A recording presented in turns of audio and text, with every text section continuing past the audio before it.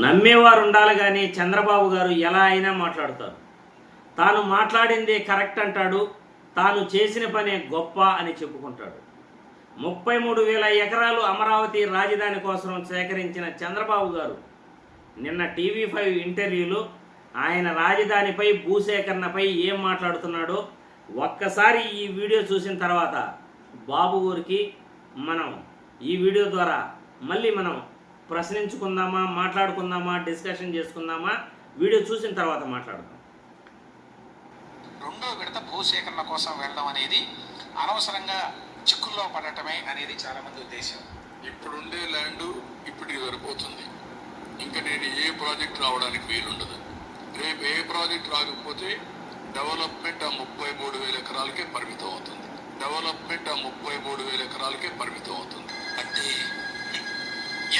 ఇక్కడికే నేను పరిమితం అయితే రేపు రాబోయే రోజుల్లో అదొక చిన్న మున్సిపాలిటీ గాను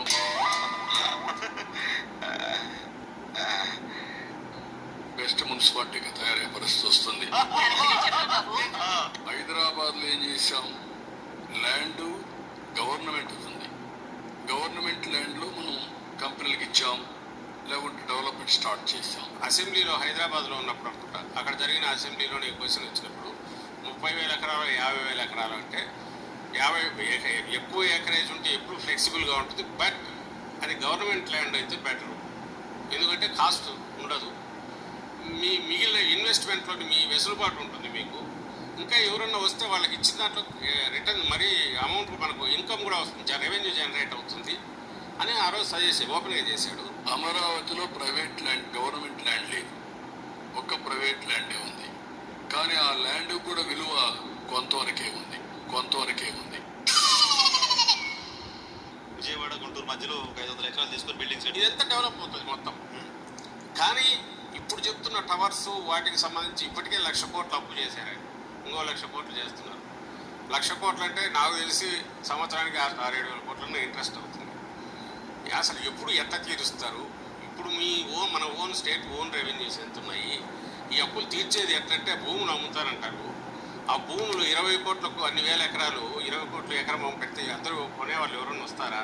ఇది ప్రాక్టికల్లీ పాసిబుల్. కానీ ఆ ల్యాండ్ కూడా విలువ కొంతవరకే ఉంది. కాబట్టి ఏది అవసరమైన మేరకు ఎప్పటికప్పుడు రైతులతో మాట్లాడి ఎక్స్పాండ్ చేసుకుంటూ పోతాం.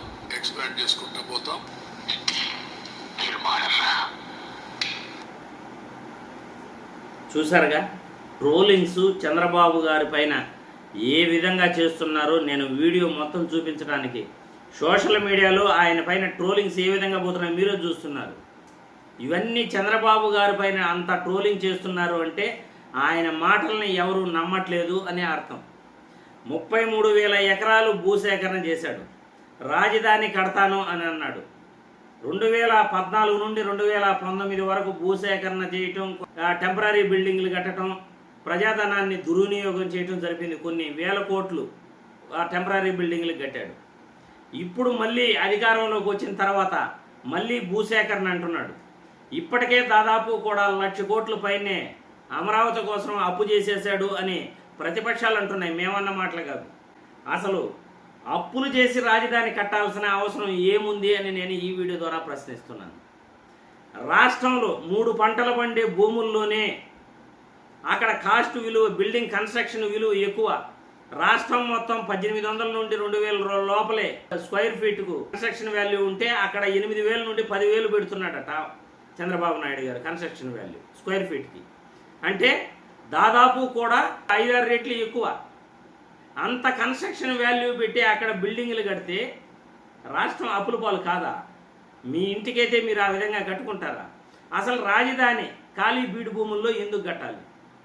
విశాఖపట్నం బ్రహ్మాండమైన నగరం, దేశంలో సముద్రం ఉంది, మనకి గొప్ప నగరం, దాన్ని రాజధానిగా చేసుకోవచ్చు. అద్భుతంగా కొద్దిపాటి పెట్టుబడులతో అద్భుతమైన రాజధానిగా మనం దేశంలోనూ ప్రపంచంలోనూ చెప్పుకోవచ్చు. లేకపోతే సెంటర్లోనే కావాలనుకుంటే విజయవాడ తీసుకోవచ్చు. గుంటూరు విజయవాడ మధ్యలో ఇండస్ట్రియల్స్ ఇవన్నీ డెవలప్ చేసే విజయవాడ గుంటూరు జంట నగరాలుగా గొప్పగా కొద్దిపాటి పెట్టుబడులతోనే గొప్పగా డెవలప్ చేయొచ్చు. లేకపోతే తిరుపతి ఉంది, నెల్లూరు ఉంది, కర్నూలు ఉంది. నువ్వు ఏదో ఒక నగరాన్ని తీసుకుని గొప్పగా కొద్దిపాటి పెట్టుబడులతో అప్పులు లేకుండా అభివృద్ధి బ్రహ్మాండంగా చేసి చూపించవచ్చు. కానీ రియల్ ఎస్టేట్ వ్యాపారం కోసమే చంద్రబాబు నాయుడు అమరావతి రాజధాని ఎంచుకున్నాడు అని ప్రతిపక్షాలు అంటున్నాయి, ప్రజలు అంటున్నారు. ఖాళీ బీడు భూముల్లో రాజధాని 33,000 ఎకరాల్లో కూడా చాలదు, ఇంకా భూసేకరణ చేయాలి. 33,000 ఎకరాల్లో చిన్న మున్సిపాలిటీ మాత్రమే వస్తుంది, బెస్ట్ మున్సిపాలిటీ రాదు. బెస్ట్ మున్సిపాలిటీ కావాలంటే మళ్ళీ ఒక 40,000 ఎకరాలు సేకరించాలి. ఇప్పుడే రైతుల దగ్గర సేకరించిన భూమికి దిక్కు లేదు, దివానం లేదు. ఆ భూమి డెవలప్ చేసి ఆ రైతుల్ని ఉద్ధరించింది ఏమీ లేదు. మీకు భూమి ఇచ్చి ఈ 10 సంవత్సరాల్లో రైతులు తీరని నష్టాలు పోయినారు, అష్ట కష్టాలు పడుతున్నారు వాళ్ళు. అటు వ్యవసాయం చేసుకోలేక, ఇటు భూమి డెవలప్ కాకుండా డబ్బులు రాకుండా ఇబ్బందులు పడుతున్నారు. మళ్ళీ భూసేకరణ అంటూ రైతుల్ని ఇబ్బంది పెట్టడం, ఇదంతా చంద్రబాబుకు రియల్ ఎస్టేట్ పైన ఉన్న కాంక్ష, ధన వ్యామోహం, డబ్బు సంపాదించడం పైన ఉన్న వ్యామోహం తప్ప రాజధాని పైన కాదు అని రాష్ట్రంలో విశ్లేషకులు, మేధావులు, ప్రతిపక్షాలు, ప్రజలు అందరూ కూడా చెప్తున్నారు. ఆలోచించాలి, చంద్రబాబు నాయుడు చేస్తున్న పని మంచిదా కాదా?